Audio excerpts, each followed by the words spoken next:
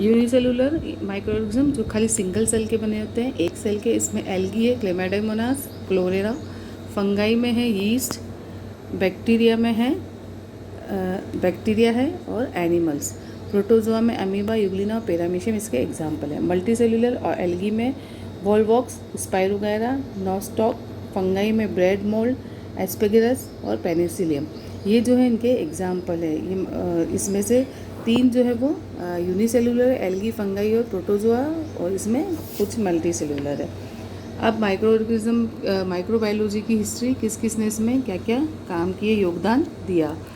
सबसे पहले Robert Hooke 1965 observe cells bacteria protozoa using on curd microscope.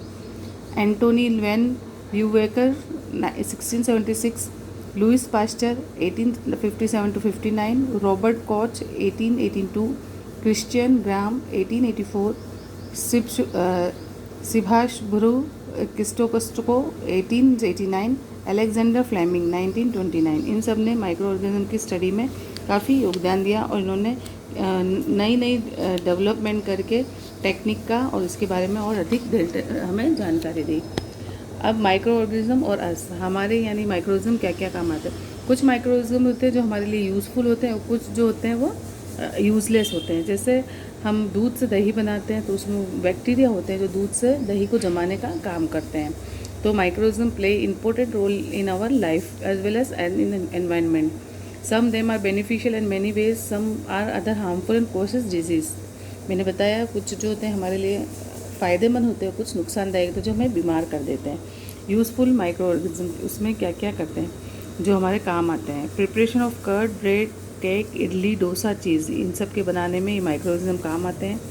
Medicine हमारी दवाइयाँ बनाने में, एंटीबॉडीज़ और वैक्सीन के रूप में काम में आते हैं।